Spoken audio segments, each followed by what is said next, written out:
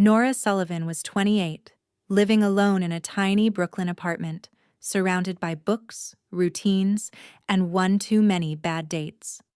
She thought her life was simple, safe, even a little boring. Until one night, when a bleeding stranger collapsed outside her window.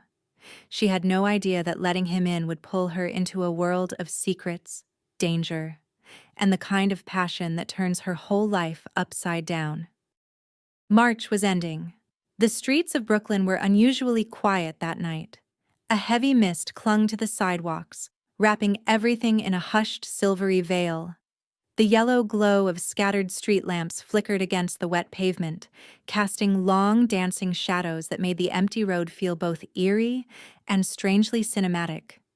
The only sound was the occasional drip of water from a rusted fire escape above. Nora Sullivan stood by her window, her arms folded tightly across her chest as she watched the fog roll in. Her apartment, nestled above the quiet corner bookstore she worked at, was dimly lit, except for the reading lamp on the side table. A steaming mug of tea sat untouched beside a worn copy of The Picture of Dorian Gray.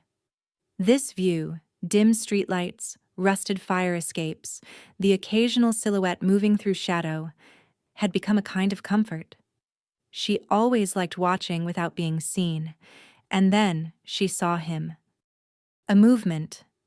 A man, barely visible at first, stumbled under the flickering streetlight across from her building. He wasn't just walking, he was limping, one arm hanging oddly, the other clutching his side. At first she thought it was a drunk, or someone tripping on cracked pavement. But this wasn't that. The body that dropped near the dumpster at the end of the block didn't stumble. It collapsed. Her heart began to pound, the kind of slow climbing panic that felt like cold water pouring under her skin. She was already on her feet before she realized it, grabbing the hoodie from the back of her chair and slipping on her boots with shaking hands. "It's probably nothing," she whispered to herself, "just someone sleeping it off." But her gut told her otherwise. She burst through the front door and into the night, the wind biting at her cheeks, eyes locked on the motionless figure. She dropped to her knees beside him. The man was slumped on the ground, breathing heavily. His face was smeared with blood, a fresh gash above his brow still dripping. One eye was already purpling, and there was a split in his lip. But what struck her most was his build. Tall, broad-shouldered, his bronzed skin tense with pain. His long, dark blonde hair was matted with blood, sticking to his temple. Nora's breath caught in her throat. He was tall, muscular, the kind of body that didn't belong on a broken curb in Brooklyn. "Hey," she said gently, crouching beside him. "Can you hear me?" His eyes fluttered open, a hazy mix of confusion and guarded awareness. "Yeah," he rasped. "I'm fine." "That's a lie," she muttered, tearing a strip from her scarf and pressing it to his forehead. He winced but didn't pull away. His breathing was shallow, and every now and then, his jaw clenched like he was bracing against more than just physical pain. "I need to get you off the street." "No hospital," he said quickly, his hand gripping her wrist with surprising strength. His eyes, now clearer, locked onto hers. "No hospital, please, they'll find me." Nora hesitated. Her instinct screamed to call 911, but his voice, hoarse, desperate, rang in her ears. Who was they? Why didn't he want help? Something deeper. Something old and rooted in her kicked in. A memory of her mother saying, "Not everyone who falls is lost. Some just need a place to land." She didn't know who this man was, but something in his expression, raw, desperate, kept her rooted. "Okay," she whispered, "but you'll need to trust me." She helped him to his feet, looping his arm over her shoulders. He was heavy, over 6 feet tall, solid with muscle and clearly trying to mask how much pain he was in. Together, they made it up the stairs, one agonizing step at a time. Inside her apartment, she eased him onto the couch. He sank into the cushions with a grunt, his knuckles white as he gripped the edge. Nora knelt beside him, brushing his hair back to examine the wound more closely. The metallic tang of blood filled the air. And that's when she really looked at him. Even barely conscious, he looked like someone out of place. Too clean-cut, too expensive. His skin held a sun-warmed bronze tone, his jaw sharp and stubborn, his lips full but tight with tension. His watch, though cracked, was clearly luxury, and in his inner pocket, a sleek metal key fob, with no brand but a symbol she didn't recognize. This man wasn't homeless, and he definitely wasn't drunk. "You're not just anyone, are you?" she murmured, brushing the blood from his brow. "So what kind of man ends up bleeding on a stranger's street, with a watch worth more than her rent?" "I've had worse," he said, voice faint. "I haven't," she replied. "So let me concentrate." He gave a faint, amused grunt, then winced again. Nora rose, heading to the bathroom to gather supplies. Behind her, the man exhaled, eyes following her silhouette until they finally shut from exhaustion. Her apartment wasn't large. It smelled faintly of burnt coffee and rosemary, from the pasta she'd barely touched earlier, and the space was warmed only by a creaky radiator near the window. Julian awoke to the scent of something warm and comforting. "God, I need coffee," he thought. The apartment was still dim, the early gray light of dawn just beginning to seep through the windows. For a moment, he couldn't remember where he was. Then the pain hit. A dull throb pulsed at his temples, and his ribs protested even the smallest movement. He shifted slightly on the couch and looked down. His shirt was gone, and his chest was clean, bandaged carefully, the skin around the bruises wiped free of blood. Whatever had happened the night before, one thing was clear. He was alive, and for the first time in days, maybe even weeks, he didn't feel like he was running. A low creak drew his eyes to the doorway. Nora stood there, holding a steaming mug of coffee in one hand, a small bottle of antiseptic in the other. As he took in the room, Nora's eyes stayed on him, quietly studying every move. Even under the torn shirt, she could see the outline of tight abs, the kind you didn't get from good genes alone. This man trained. A lot. His hair was a sun-kissed brown, mussed and slightly damp from either sweat or snowmelt, and his skin, now that she really looked, carried that unmistakable bronze tone of someone who lived in warmer places, or at least, someone who wasn't used to Brooklyn's bitter March. But it was his face that held her attention the longest. Sharp jawline, defined cheekbones, and even unconscious, his features carried a kind of cool arrogance, like the world owed him something and he was just waiting to collect. "Snob," she whispered before she could stop herself. "Beautiful, entitled, probably unbearable." "You're awake," she said simply, setting the coffee down on the table beside him. Julian studied her for a beat, then nodded once. "Yeah, unfortunately." Nora sat down on the armrest, not touching him yet. "Can I check your ribs?" He hesitated, then gave a small nod. She reached forward, gently pulling aside the bandages. Her fingers were cool, precise. She tried not to notice how his muscles twitched beneath her fingers. "Oh God, focus, Nora, don't look at him," she told herself. She wrapped his ribs gently. There was a gash above his eyebrow and a cut near his collarbone. Both looked painful, but shallow. When she pressed the bandage in place, his body jerked slightly and she froze. Eyes, steel blue, and no longer dazed. Julian Andrews, 35, born in San Francisco. That's what the ID said. But the man lying in front of her? "Who the hell are you, really?" Nora thought, her eyes narrowing as if the answer might be hidden somewhere behind those ice-blue eyes. "What's your name?" she asked, like she didn't just read it off his ID, as if they were two old friends catching up. He didn't answer. "You were lying in the street," she said, trying to keep her voice steady. "You were bleeding. I brought you up. You said not to call anyone." His brow furrowed, but something like realization passed through his gaze. He sat up too quickly, groaned, and fell back against the cushions. His abs flexed under the strain, and Nora tried not to stare. Tried and failed. "Well, Julian," she said, arching an eyebrow, "you're lucky you only ended up with a mild concussion and bruised ribs, and possibly a punctured ego." At the sound of his name from her lips, the man froze. "I didn't tell you my name," he said. Nora smirked and walked over to the counter, picking something up. She flipped a small ID card between her fingers. "You dropped this when you passed out. It slid out of your back pocket." Julian leaned back and exhaled slowly, eyeing her with more curiosity now. "Do you always go through the belongings of unconscious strangers?" "Only the ones bleeding on my doorstep," she replied dryly. He gave a slight chuckle, then winced. "Remind me not to get on your bad side."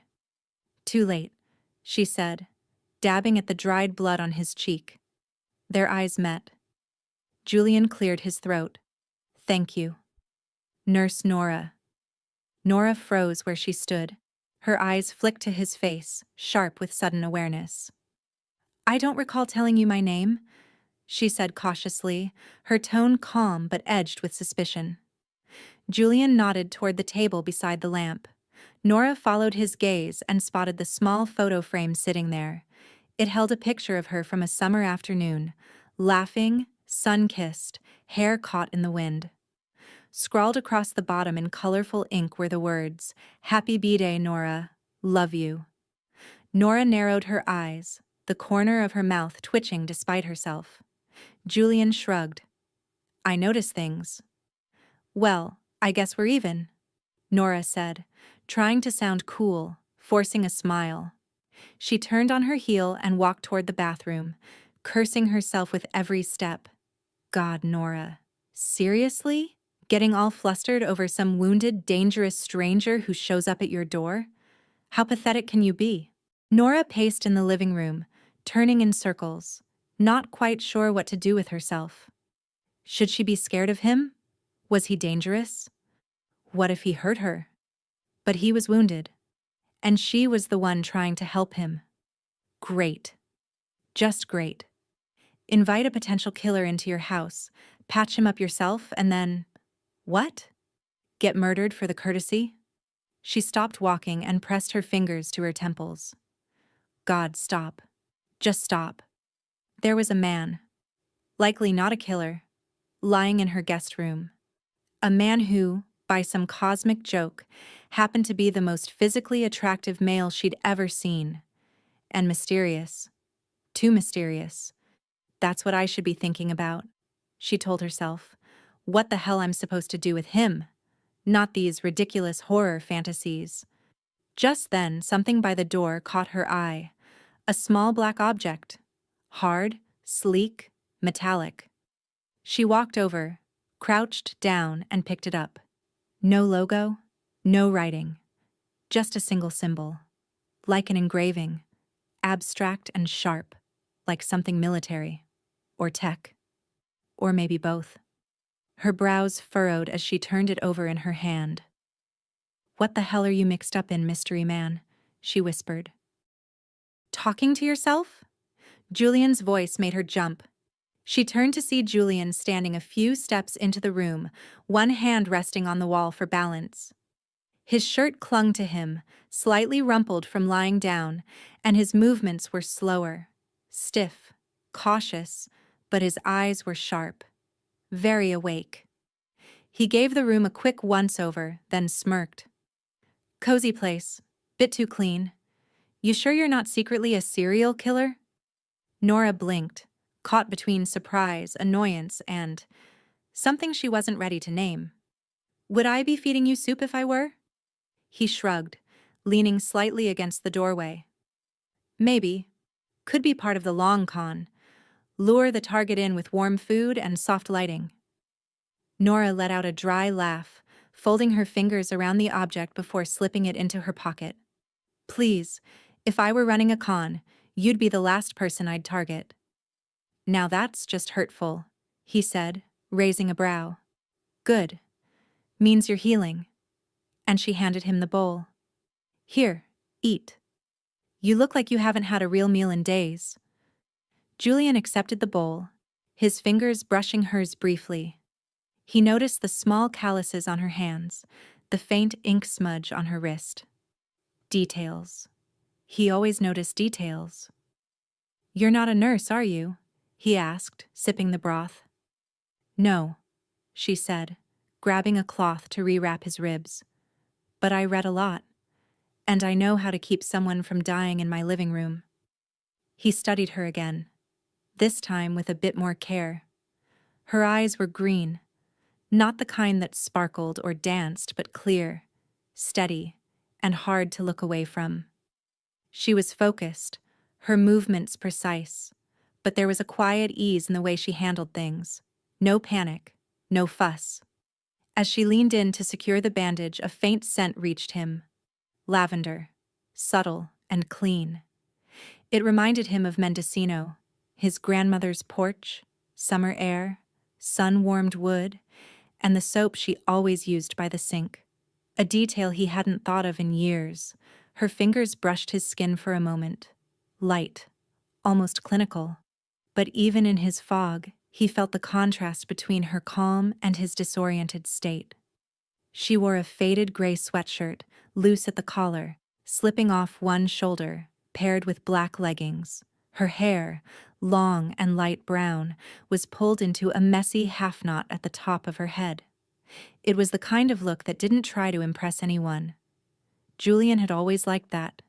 Natural, unpolished, real. His eyes flicked down, long legs, steady hands, hair pulled back, but still catching the light. Nothing about her screamed extraordinary, and yet, he noticed. Just observations, he told himself. A simple scan. Nothing more. Why are you really helping me? Julian asked, quieter this time. She didn't answer right away. Instead, she tied the final knot in the gauze and sat back. I'm not sure, she admitted, but something tells me you're not the kind of man who ends up half dead in front of a stranger's building without a story worth hearing. Julian's eyes narrowed faintly. There was an edge in her tone, a challenge almost. You're right, he said. She tilted her head. About which part? All of it. A beat of silence passed. Then Nora stood, picking up the tray again. Finish the soup, she said, walking back toward the kitchen. And then, maybe you can start explaining who or what the hell you're running from. Julian's lips curved ever so slightly. Maybe I already stopped. The morning sun had just begun to edge its way through the blinds, casting thin gold lines across Nora's hardwood floor. The apartment was quiet, save for the ticking of the kitchen clock and the soft rustle of the radiator. Julian stood at the window, his eyes narrowed, body tense. He hadn't touched his coffee. They're here. His voice was low, almost inaudible, but the gravity in it sliced through the silence like a blade. Nora looked up from where she was wiping the kitchen counter. What? Julian didn't turn around. 2 black SUVs parked across the street. They've been idling for 3 minutes. Nora moved closer, instinctively drawn to the window, but he held up a hand. Don't. Stay out of view. Something in his tone made her stomach clench. Not fear. Something deeper. Protective. Who are they? She asked. Julian finally turned to face her. His jaw was tight. I can't explain everything right now. The less you know, the better. For now. Nora crossed her arms, her voice low but firm. You don't get to pull the mysterious stranger card again, not when my apartment is about to become a crime scene. He stepped closer, eyes locked on hers. I know. And you're right to be angry. But this isn't a movie, Nora. It's not a game. The moment you helped me, you stepped into something real. Dangerous. And if they know I was here? His voice faltered for half a second. Then I won't let them hurt you. Her breath caught. He wasn't being dramatic. This wasn't a line. There was something raw in the way he said it. I need the fob, he said, more gently now. She frowned. The metal thing? Why? It's the reason they're here. It is a kind of hard disk holds something they want, something they can't have. Then give it to them. It's not that simple. If they get it, they don't just come after me. They go after everything and everyone I ever cared about. Nora hesitated. I can go to the police. Julian shook his head. Too slow, too exposed, and not all of them are clean. He looked at her again, this time with a softness that unnerved her more than the danger. I won't let them touch you. The second you helped me, you became my responsibility, and I'm not losing you too. Too. The word lingered in the air. Julian. We have to go. Now. She didn't move. He took a step forward, closing the space between them. Nora, please. Trust me. Just this once. The door buzzer echoed sharply through the apartment. They both froze. Julian's eyes snapped to the fire escape. Get your coat. She grabbed the fob from the counter and shoved it into her bag, adrenaline flooding her veins. Julian unlatched the window, pulled it open, then turned back and offered her his hand. Come on. Outside, the air bit cold against their skin. They climbed out onto the fire escape, the rusted metal groaning beneath their weight. Julian led, moving fast but careful, his injuries slowing him just enough to make her worry. They crossed to the next building over, hearts pounding, footsteps muffled by the wind. Behind them, the apartment buzzer rang again, longer this time. A voice called out from the street, indistinct, male, commanding. Nora didn't look back. By the time they reached the alley 2 buildings down, Julian was already on the phone. It's Andrews. I have the package. We need an extraction. Pause. Yes. Her too. He looked away for a moment. When he met her eyes again, they were darker, more certain. Negative. She stays. You want the fob? You take both of us. He hung up, breath visible in the cold air, and turned to her. Get ready. Things are about to get strange. Nora looked at him, heart still racing. Stranger than this? His lips curved, just barely. You have no idea. They ran. The roof was slick with melting frost, the sky above them a dull slate gray, heavy with clouds that promised more rain. Nora's breath came in sharp bursts as she followed Julian across the narrow rooftop, her boots slipping on the uneven surface. Her heart thundered with a panic she hadn't fully grasped until this very moment. This wasn't some strange, injured man anymore. This was real. Dangerously real. Julian moved with surprising speed despite his injuries, his body coiled with purpose. At the far end of the roof, he stopped and turned to her. We need to move fast, he said, his voice low but urgent. They're not just looking for the device. They saw you. That puts you in this now, whether you like it or not. Nora opened her mouth to speak, to protest, but he stepped closer, his hands coming up to grip her shoulders, steady but not rough. You helped me. That makes you a liability to them. But to me, it makes you my responsibility. I won't let anything happen to you, Nora. You have my word. Something in his voice cut through the chaos, a steel-edged sincerity, not desperation, not even fear, just truth. She gave a shaky nod. Okay. What now? Julian glanced over the edge of the roof, calculating. Below, a fire escape clung to the brick wall like an afterthought. We're jumping across to the next building, he said, then down the alley. There's a car waiting a few blocks away. A car? He didn't elaborate. She didn't press. Together, they made the leap. It wasn't graceful. Nora landed hard, one knee slamming against the concrete. She hissed in pain, but Julian was already pulling her up, steadying her with one arm as they moved. They descended the fire escape in silence, the sound of distant engines and shouting voices echoing behind them. At the bottom, Julian paused, peering out into the alley. "Come on," he said. They slipped into the shadows. The safe house was a small, nondescript apartment tucked behind an old laundromat in Midtown. Inside, it was sparsely furnished: a couch, a table, a kitchenette.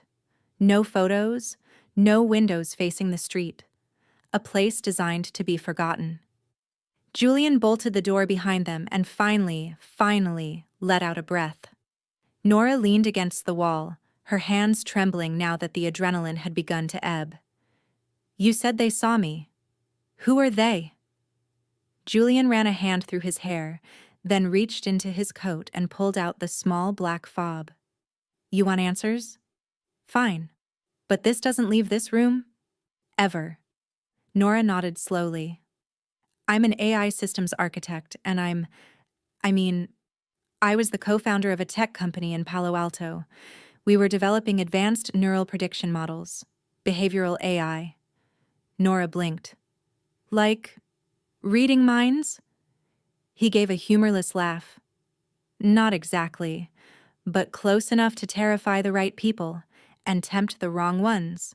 He turned the fob in his hand.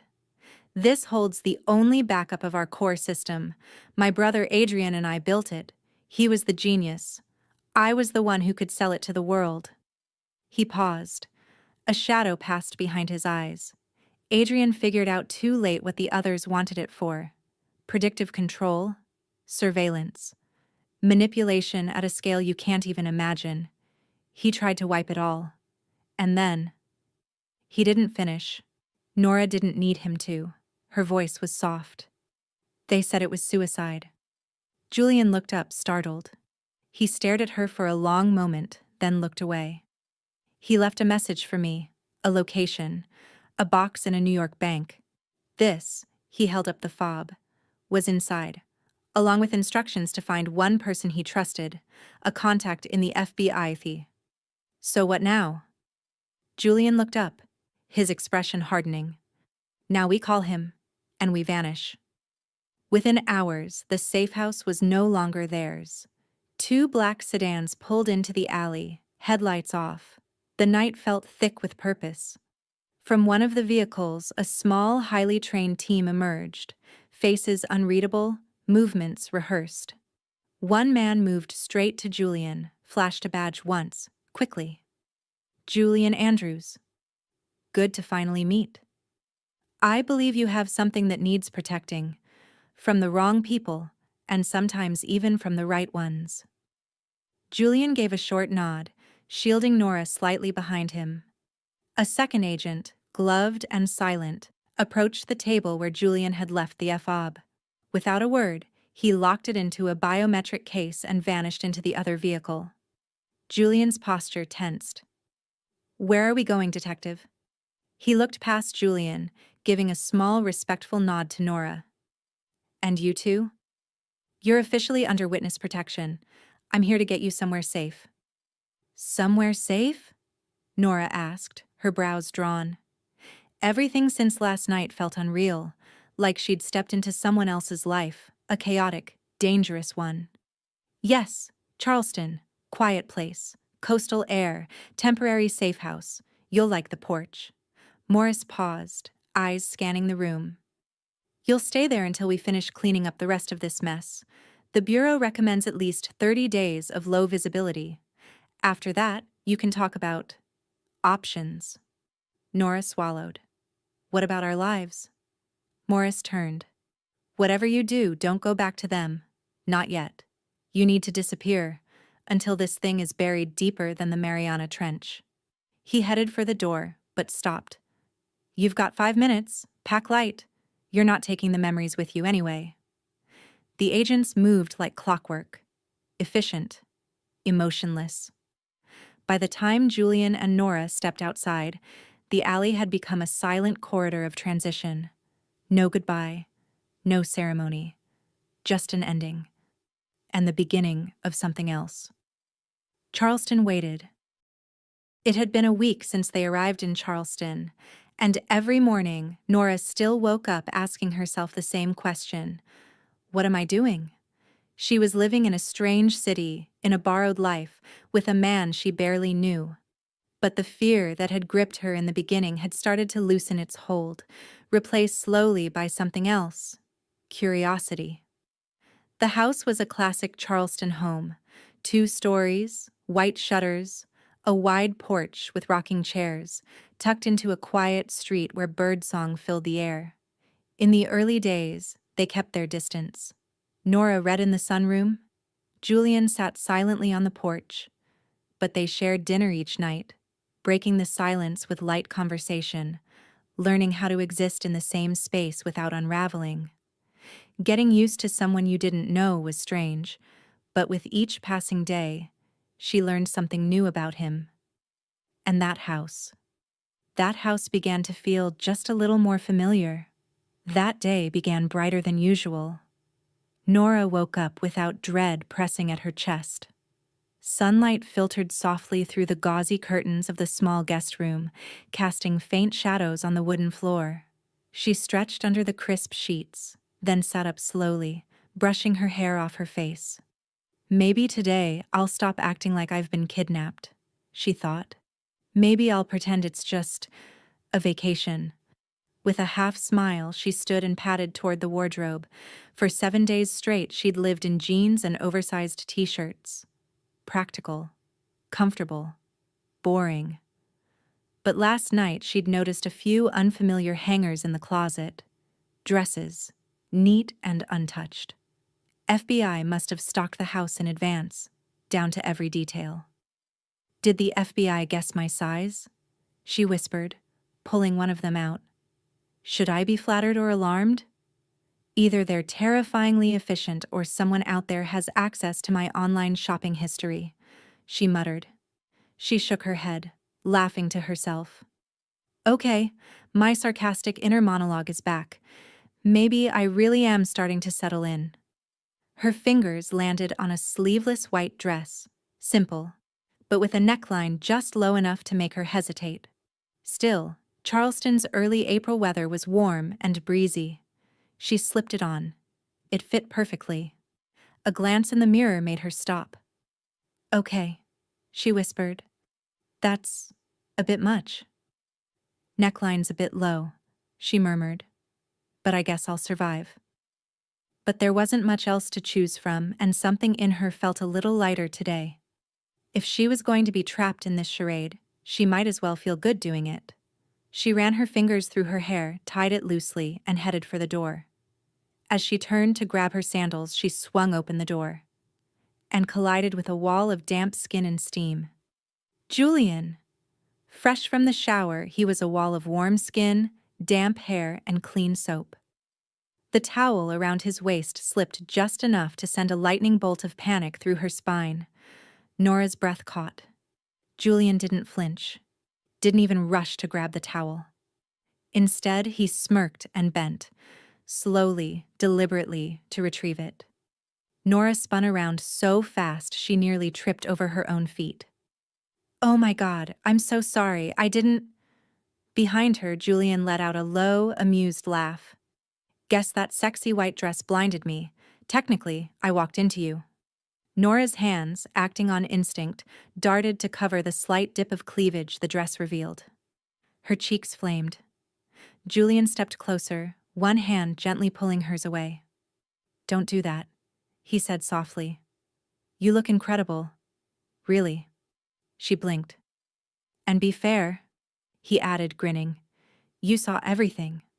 Let a guy enjoy a little balance.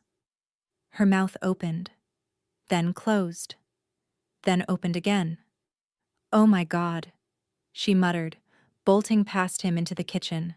I'm going shopping. Need a bodyguard? Julian called out behind her. Only if you promise to wear pants. Nora stepped into Charleston's historic district a little before noon, armed with a modest credit card and the desperate urge to reclaim some normalcy. She wandered through the cobbled streets, letting herself get lost among pastel buildings and wrought iron balconies.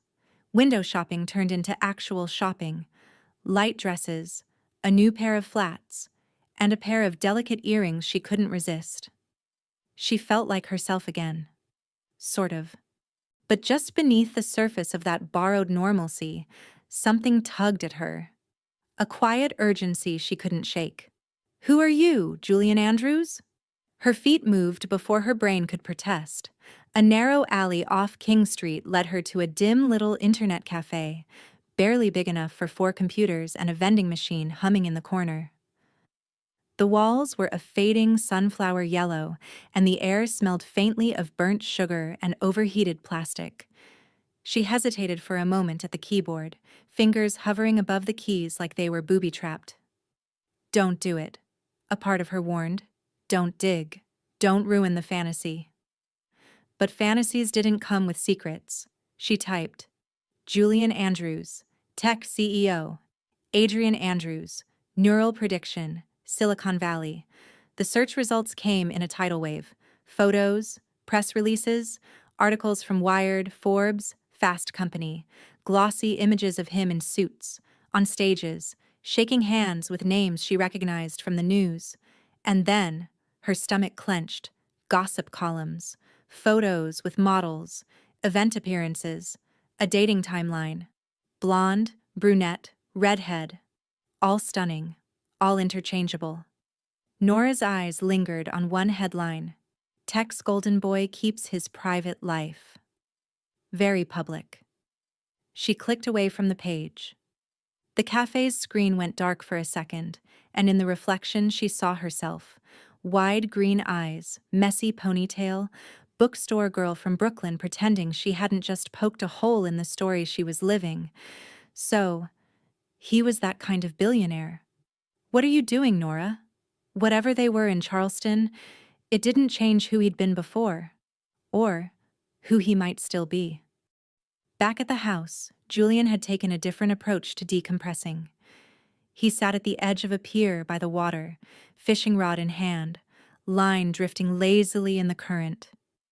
He didn't catch a thing. But it wasn't about the fish. It was about the silence, the rhythm, the breathing space. He tried not to think about her, failed miserably. Every small thing from that week kept flooding back: the way her brow furrowed when she read, the way she lined up spices on the counter before cooking, the way she tucked her hair behind one ear when she laughed. It wasn't supposed to happen this fast. Hell, it wasn't supposed to happen at all. He was supposed to keep her safe, not want her, not crave the way she filled his space with warmth. And she had, in the most ordinary, disarming ways. He thought of the way she moved in the kitchen, barefoot, focused, her brows drawn as if preparing gnocchi was some kind of sacred ritual. She cooked it like it was love made edible. Every night, soft clouds of flour floated in the air, basil clung to her wrists, and the house smelled like comfort.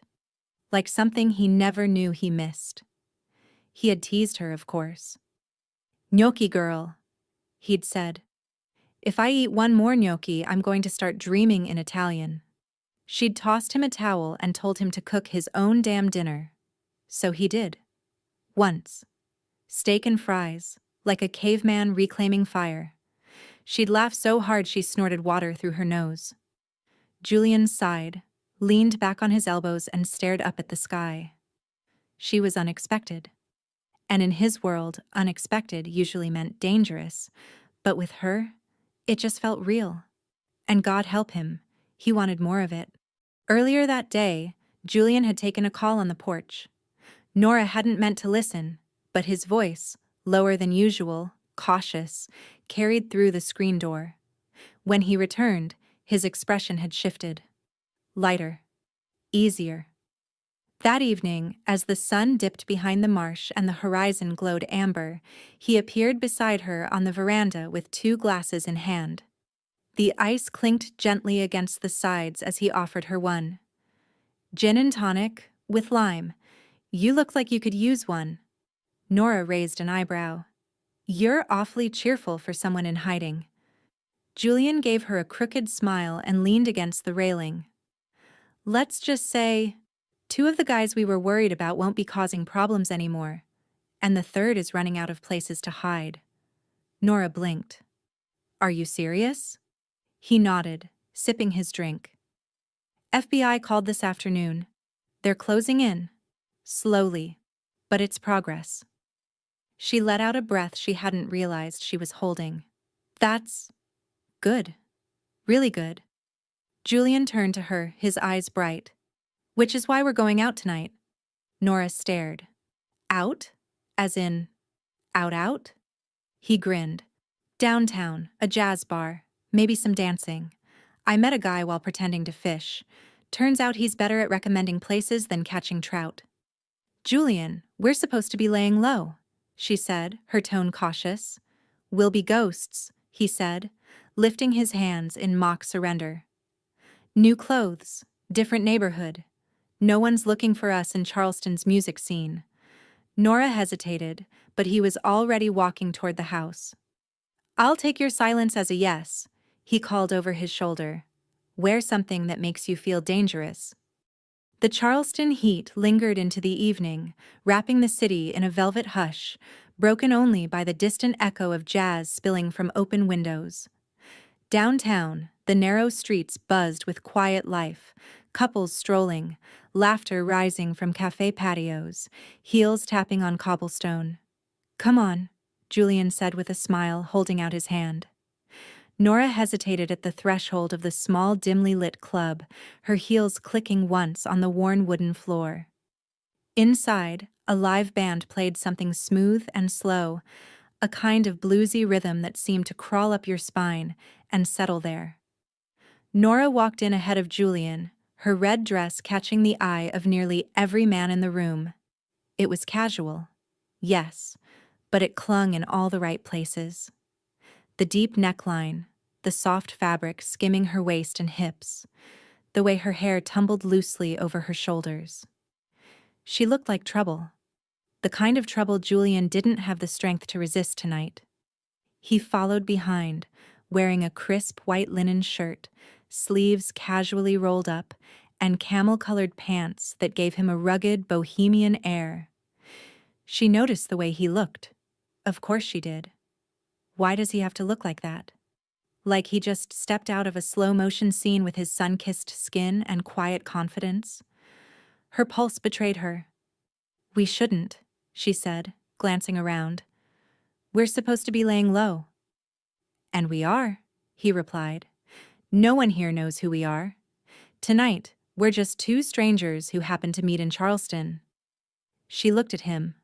White shirt rolled at the sleeves, collar open just enough to hint at the heat beneath his skin, eyes glowing faint gold in the dim lights, and sighed. One drink, she said. He grinned. And one dance. The club was intimate, bathed in amber light. The floor creaked beneath their feet as he led her to a small table in the corner. They shared a cocktail, bourbon and something citrus, and talked about nothing. About the music, about how humid her hair always got in the South. It was easy, and it was dangerous. Nora hadn't expected to enjoy it. Not really. She thought she'd sit stiffly in a corner, nursing a drink while pretending to be invisible. But Julian changed that. When the band slowed into something darker and sweeter, he stood and held out his hand again. This time, she didn't hesitate. They moved together like they'd done it 100 times, his hand on her waist, her fingers grazing his collar, the space between them humming. He smelled like cedar and rain and something she couldn't name but wanted to memorize. She laughed once when he spun her too fast and almost lost her balance. He caught her, and for a moment they didn't move, didn't speak, just breathed. For a heartbeat they stood still in the center of the crowd. His hand gently tucked a strand of hair behind her ear. Ice blue eyes bore into hers. Not flirtatious, not teasing. Something deeper. Intense. Quietly devastating. What are you doing to me? She thought. Her hands found his chest, steady, warm, alive. Beneath her palms, she felt his heart thudding fast. Her fingers brushed his collar, then, without fully realizing, traced the edge of his jaw, the curve of his bottom lip. And that's when he kissed her. The first kiss was gentle, experimental. Soft, deliberate contact. Just his lips on hers, testing, wondering, asking. Like he was memorizing the feel of her mouth. She shivered. He paused, his forehead resting against hers, struggling with something deeper than desire. A war between restraint and need. He stopped suddenly, pressing his forehead to hers, his hands tightening slightly on her hips, as if to anchor himself. God, don't let me lose control, he told himself. Not yet. Not here. Don't rush this. He pulled back slightly, searching her face. Nora whispered, barely audible, "Julian." A smirk played at his mouth. He reached for her shoulder, lifting the thin strap of her dress that had slid halfway down her arm. "It's late," he said, voice husky and low. "Let's get you home." He didn't wait for a reply. He just took her hand, grabbed her small purse from the table and guided her toward the exit. Nora followed, dazed. What just happened? Why did he stop? Out on the sidewalk, the air was cooler. The world felt quieter. They didn't speak on the walk to the car. Julian didn't look at her, but his grip on her hand was firm, protective, unshakable. He's in control, she thought, her stomach fluttering. He decides what happens and when, and I just go along, like a good girl. She stared at him as they drove. The man who had kissed her like she was glass, and then stopped, like he was made of steel. And she had no idea what to do with that. When they got home, the night wrapped around them like a heavy cloak. Nora fumbled with the keys, her hand still shaky. Inside, the house was quiet. Too quiet. And she could still hear the beat of the club echoing in her ribs. "I had a good time," she said too brightly, forcing a smile, pretending her heart hadn't nearly exploded. "It was fun." Julian gave a quiet nod. "Yeah, it was." Then, just before walking past her, he added, "I'm gonna go for a run." "Can't sleep." She nodded, watching him disappear into his room. Her mind spun. Run? Now? He was doing it again. Retreating. Containing. Controlling. And all she could do was stand there like an idiot with flushed cheeks and questions she wasn't brave enough to ask. "Okay. I'll head to bed then," she mumbled, moving toward her door. Her thoughts spiraled the moment it shut behind her. What was that? Why did he stop? Why does he get to decide when things start and end? She paced the room, tried to breathe. 2 more weeks. Just 2 weeks. And then this fantasy ends. This vacation. This illusion. Everyone goes back to real life. He goes back to his billionaire orbit. She goes back to... what? The bookstore? Don't be stupid, Nora. He's not for you. She looked out the window. Charleston's marshland washed in moonlight. Still, quiet, aching. Snob, she whispered to herself. But he wasn't. Not really. In 2 weeks, she'd seen layers no headline could capture. The man who chopped vegetables and trimmed hedges, who made her laugh and watched her gnocchi obsession with mock horror, who respected her space, her mind, her boundaries, even when she wasn't sure she had any. He had lost his brother only a month ago, and yet, he was still trying. Too hard, maybe, for someone carrying fresh grief. He's strong, Nora thought. Strong in a way that hid itself behind teasing jokes, soft silences, and that charming grin. But she could feel the height of the walls he kept around him, walls maybe built to protect more than just secrets. She sighed. And tonight? I think I hit one of them. Nora was lost in her own thoughts when the sudden slam of a door from somewhere inside the house jolted her. Her body tensed instinctively as she turned her head toward her own bedroom door. Then came the sound. Firm, unmistakable footsteps approaching, each one louder, closer, steady in their direction. They were headed straight for her. She froze. The door opened. Not slowly, not with doubt, but with the sure, precise motion of a man who knew exactly what he wanted. Julian stood there, bare-chested, damp hair tousled, gray sweatpants riding low on his hips. His chest rose and fell in measured rhythm, but his eyes burned with desire. For a moment she couldn't breathe. He looked like something carved out of storm clouds and firelight. And that expression, focused, silent, resolute, rooted her to the floor. He didn't say a word. He crossed the room in 3 steps and scooped her into his arms, gripping her thighs, lifting her off the ground as if she weighed nothing. His mouth met hers not with gentleness, but with hunger, with claim. Her fingers slid under his shirt, nails grazing hot skin, dragging a shiver from deep within him. He pressed her back against the wall with a hunger he couldn't restrain, hips tight against hers, the heat between them sharp and undeniable. He whispered to her ear, "Say something," his breath tickling her collarbone. She looked up, her chest rising and falling in shallow gasps, lips parted, eyes glazed with need. "Don't stop," she whispered, barely holding herself together. There was no more waiting, no more holding back.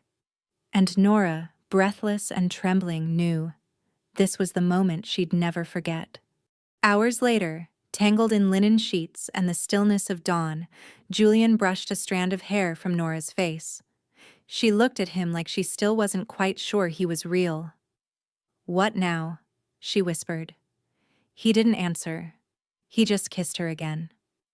The next 2 days blurred into something unreal. They didn't leave the house. They barely left the bed. But when they did, it wasn't silence that filled the gaps between them anymore. It was stories.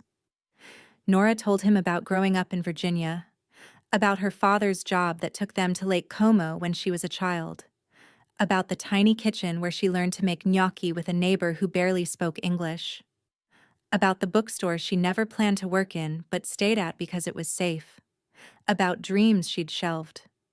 Julian listened, and when she fell asleep, he traced the outline of her spine like he was memorizing a map. He told her about Adrienne, about their childhood, about how Adrienne had always seen the world in algorithms and risks, about the night he found Adrienne's body and how something inside him broke and never quite fit back together, how he carried the guilt like a second skin. He didn't cry, but Nora did. That morning, Nora had just stepped out of the shower. She could smell something warm, something toasty. Pancakes. Wrapped in a towel, barefoot and curious, she crept into the kitchen doorway and saw him. Julian, shirtless, in nothing but boxers, brow furrowed like he was performing surgery rather than flipping batter. She leaned silently against the doorframe, watching him flick his wrist, flip the pancake, then hiss. "Shit." She stepped forward. "Did you burn yourself?" He turned, surprised. "Were you watching me this whole time?" Nora smirked, grabbing a handful of ice from the freezer.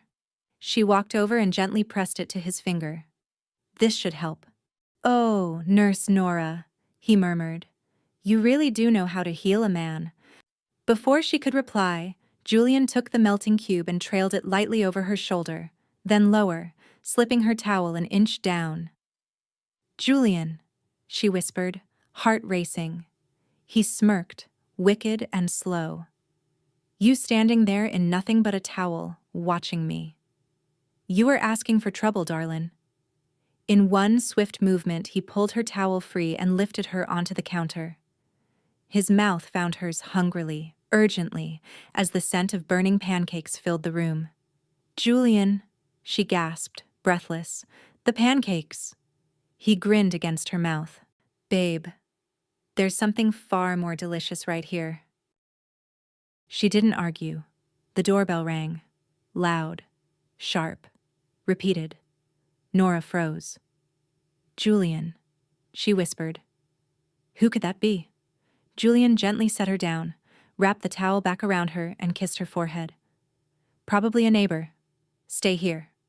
She darted into the bedroom, heart pounding. Through the crack of the door, she listened. Men's voices. A pause. Then Julian called out, Nora! It's the detective. You can come out if you want. He's got news. Nora threw on jeans and a loose shirt, then stepped into the hall. The detective was already inside, scanning the room with an amused expression. Looks like your witness protection is going quite comfortably, Julian, he said with a raised brow. Julian gave a faint, sheepish smile. We're managing. They sat. Nora's cheeks burned. She avoided the detective's eyes until Julian reached over and took her hand, grounding her. So? Julian asked. What's the verdict? Detective Morris leaned back in the armchair, legs crossed, fingers tapping lightly on the folder resting on his knee. He looked at Julian and Nora for a long moment before speaking. Well, he said, voice calm but firm, the worst is over, at least for now.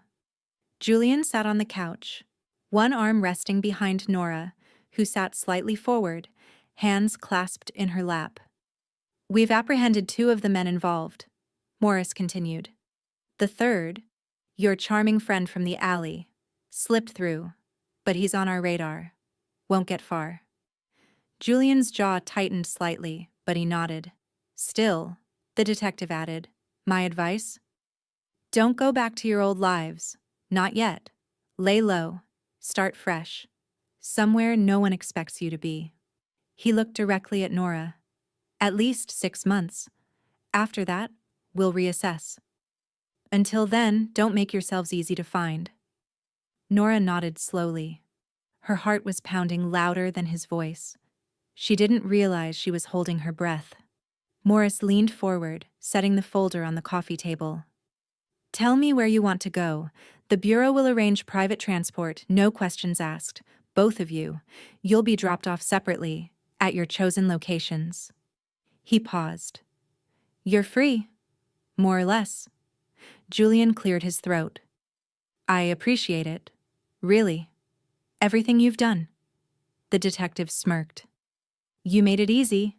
That fob, that system your brother built, it's in good hands now. Secure, classified, off the map. The kind of thing that won't be used until we damn well know how to keep it under control. Julian looked down. It was all Adrian. Maybe, but he trusted you to finish it. Morris stood, brushing non-existent dust from his slacks. And you did. That counts. He turned to leave, then glanced back with a faint grin. And Julian, try to behave yourself from here on out, huh? Julian chuckled dryly. No promises. The door closed behind the agent with a soft click. The house felt too quiet after the door shut. The kind of silence that presses against your chest, reminding you something had just ended. Or maybe something else was about to begin. Julian didn't speak right away. He stood by the window, arms folded, watching the marsh ripple under the golden light of early evening. Nora stayed seated on the couch, still processing everything. Finally, he turned around. I'm going back to California, he said quietly. To the town Adrian and I grew up in. Mendocino.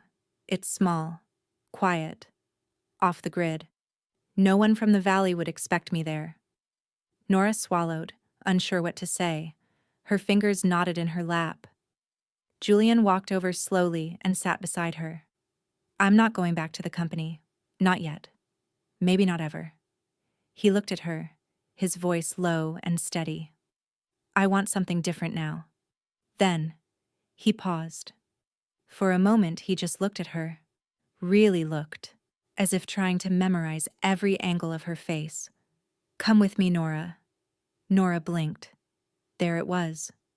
The thing she'd been waiting for, and dreading. She started, then stopped. Julian's eyes didn't waver. You don't have to answer right now. but I needed to say it. Nora stood up, pacing slightly, one hand rubbing the back of her neck. Julian, this, us, it's all been so intense, so fast. I know. You're used to moving through the world like it belongs to you. I'm not. She looked over her shoulder at him. I don't even know what this is yet. Julian stood, closing the space between them. I do. His hand gently touched her arm. I know what I feel, and I know I don't want to lose it. Nora's throat tightened. She hated how much she wanted to believe him. But she also knew herself. Knew the fear that wrapped around her like armor. I just need time, she whispered. Julian nodded. Take it. He didn't beg. He didn't push. He just kissed her forehead, softly, reverently, before stepping back. I'll have them take you wherever you want, he said. And if you ever change your mind, he hesitated. I'll be exactly where I said I'd be. Nora blinked hard, holding back tears. Okay. He gave her a sad smile. Then I guess this is goodbye. The private terminal was quiet, eerily so. No bustling lines, no boarding calls, just polished marble floors, soft leather seating, and the low murmur of engines outside. The sky burned tangerine behind the hangars. 2 jets waited on the tarmac. One headed west, the other north. Nora stood in the lounge with a small suitcase by her side. She wore a pale blue linen dress, her hair pulled into a loose knot. Her heart thudded in her chest like it didn't know which direction to follow. Julian stood across from her, hands in his pockets, watching her with the calm intensity that had undone her more times than she could count. This feels surreal, she whispered. I know, he said. A silence settled between them, heavy and full of unsaid things. Julian took a step closer. He looked down at her, memorizing her, drinking her in like the last light before dark. I'm not good at goodbyes, he said quietly. Then don't say one, she replied, forcing a smile that didn't quite reach her eyes. Just tell me you'll be okay. He nodded slowly. I will. If you promise to be too. Her throat closed. She hated the way it felt like something was tearing just beneath her ribs. Julian leaned in then, like he was about to kiss her, but he didn't. He pressed his forehead to hers instead, his breath soft against her cheek.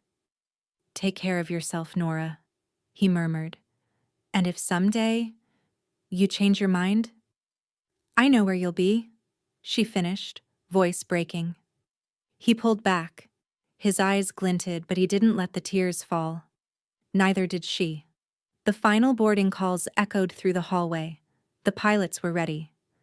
Julian reached for her hand one last time, held it, squeezed, then let go. He turned and walked toward his gate. Nora watched him go, his tall frame silhouetted against the golden light. And then, she turned too. As she walked down the opposite corridor, her breath hitched. Her steps slowed. Her eyes blurred. But she didn't stop. Snow hadn't fallen yet in Washington, but the air held that crisp, quiet promise of winter. Nora crossed the street with her scarf pulled tight around her chin, the faded canvas tote on her shoulder filled with newly returned library books. She pushed through the doors of the Georgetown Public Library, her breath fogging in the glass, and offered a tired smile to the woman at the front desk. Morning, she mumbled. The woman nodded, barely looking up. The job was temporary, a part-time position cataloging returns and managing a dusty side archive no one really visited. It wasn't bad. But it wasn't hers. What she wanted was to open her own bookstore. Small, warm, full of old wood shelves and fresh coffee. A place people could lose time in. But dreams take money. And her heart was still tangled in South Carolina. Every day, she told herself, you did the right thing. You chose real life, stability, family. not a fantasy wrapped in linen shirts and secrets. But then she'd pass the Italian bakery on Wisconsin Avenue, and the scent of warm bread would hit her like a fist. She'd think of Julian. She'd remember his smile when she made gnocchi, his hands in her hair, the way he looked at her like she was both a challenge and a miracle. Some nights, she wondered if he ever meant to reach out, or if that chapter was really over. Maybe she was just another story in his chaotic, beautiful life. Maybe he was already writing a new one. The house was quiet, as usual. Her parents had gone to bed early, and Nora sat curled up on the living room couch, with a wool blanket and a cup of cold tea she'd forgotten to drink. The TV was on, muted, some old black and white movie flickering in the background. Her laptop sat open on the coffee table, its dim screen glowing in the dark. She wasn't even planning to check her email, just muscle memory, a click, a breath. And then, she saw it. From Julian Andrews. Subject, come find me. Time, 9:11 p.m. Her stomach flipped. Nora stared at the screen, fingers frozen above the keyboard. For a moment she couldn't breathe. Then, slowly, she clicked. Nora, I didn't think missing you would get easier. I just didn't realize it would get worse. 5 months. That's how long it's been since I've heard your voice. Since you looked at me like I wasn't a headline or a stranger on your couch. I'm in Italy. Como. Remember when you told me you lived here as a kid? That you dreamed of coming back? Well, I'm here now. And I brought a piece of you with me. Attached is a photo. It's the view from a little restaurant by the lake. On the table? Your favorite dish? Gnocchi with tomato and basil. The caption under it just says, not as good as yours.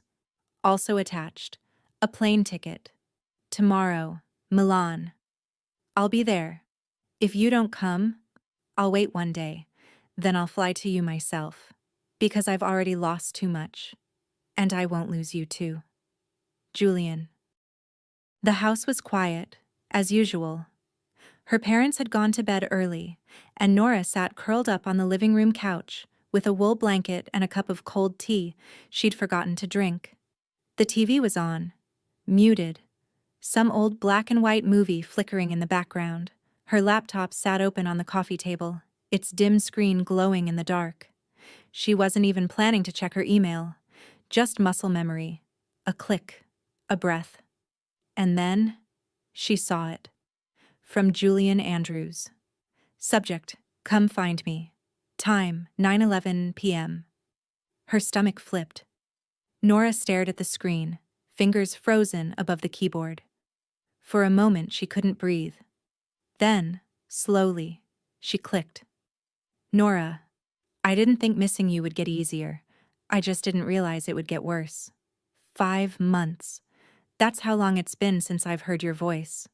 Since you looked at me like I wasn't a headline or a stranger on your couch. I'm in Italy. Como. Remember when you told me you lived here as a kid? That you dreamed of coming back? Well, I'm here now. And I brought a piece of you with me.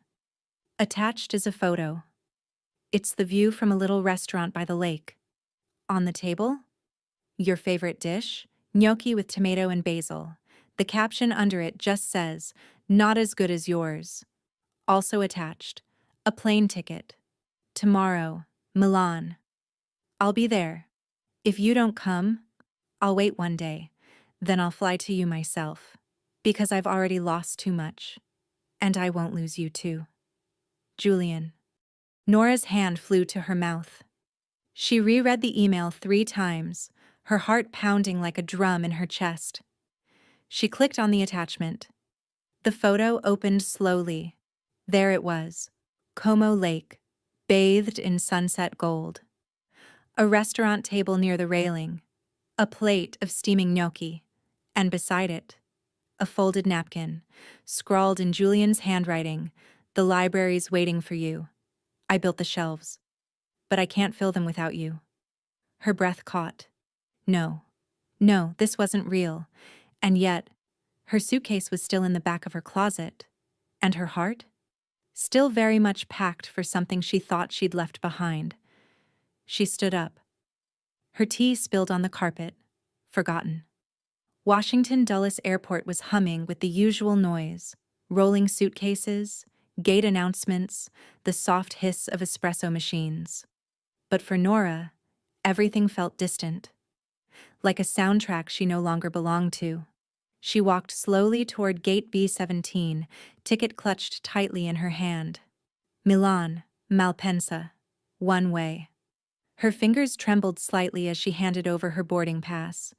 The agent smiled, but she barely saw him. As she walked through the jet bridge, her breath hitched. She remembered his voice, his hands, that stupid crooked smile when he teased her about the gnocchi. She took her seat by the window, fastened her belt. Her reflection stared back from the dark glass, eyes wide, mouth parted in disbelief. She'd done it. She was flying to him. To Julian. As the plane pulled away from the gate and the engines hummed louder, Nora closed her eyes. She didn't know what would happen. She just knew. He was waiting. And this time, she wouldn't make him wait long. Thank you for staying with me through Nora and Julian's story. Tell me honestly, what would you have done in Nora's place? Would you have taken that flight, not knowing what waited on the other side? Let me know in the comments. And tell me, where in the world are you listening from? Until next time, take care.